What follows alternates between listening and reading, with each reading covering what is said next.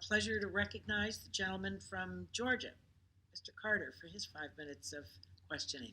Thank you, Madam Chair, and thank all of you for being here. I appreciate this very much. You taking time out. This is extremely important to the future of our country, to the future of healthcare in our country in particular. I find it interesting that we're having this discussion during the same week that we're also going to be voting on Speaker Pelosi's bill, H.R. 3, that is going to essentially keep up to 100 life-saving drugs from coming to the market if it were to be enacted, and that comes from the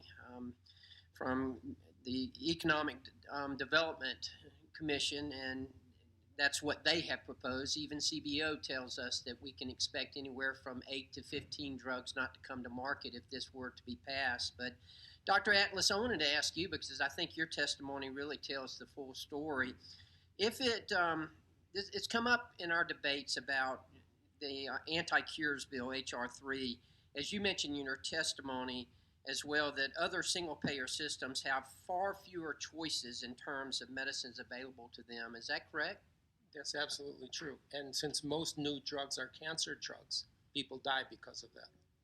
You cited some figures. I listened attentively to your opening statement about other countries and comparing us to what is available here in America as opposed to what's available in those other countries. Do you have that by chance again?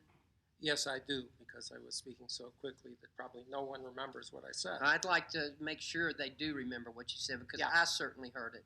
The latest data on the 54 new cancer drugs launched from 2013 to 17 in the world. Within 2 years, the United States patients had 94% available, Brits had 70%, Canada's cancer patients had 53% of those drugs, France 43%, Australia 28%. It's proven in economics, but not in drugs in particular. When you cap prices, you're going to stop the production, the availability of good, and the innovation of that good. The real solution to drug prices is to figure out why they're costing so much, because the cost of developing a drug has exploded over the past decade to $2.5 billion in 15 years. And nobody is going to develop a drug if they're not going to get that money back.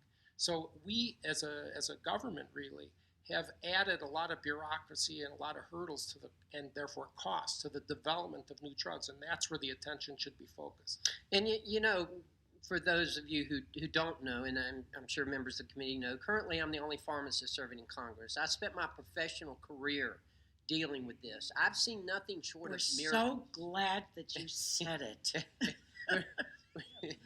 Who knew? That's right. Excuse them. But anyway, I have seen nothing short of miracles through the way of research and development and what has come on the market. I give the example all the time of the drug Sovaldi.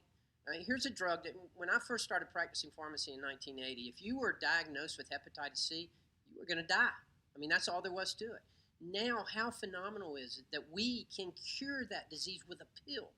That is simply phenomenal to me. Someone who was there at that time, who saw people who came in who were diagnosed with that disease and knew that they were diagnosed that they were going to be dying soon, but now we can treat them. That is phenomenal. Now, you know, the thing that concerns me so much is that both sides, both Democrats and Republicans, want the same thing. I get it. I understand that if a drug costs $85,000 is not accessible to you, it does you no good whatsoever.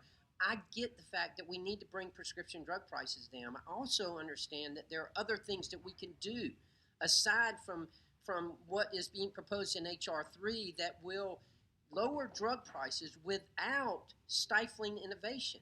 And that's what I'm trying to get to here. And let me ask you, Dr. Atlas, why would these countries restrict their patients' access to these medications? Is it simply just to manage the cost of government? That's exactly. Well, they're trying to minimize the cost that they're paying out for their healthcare system.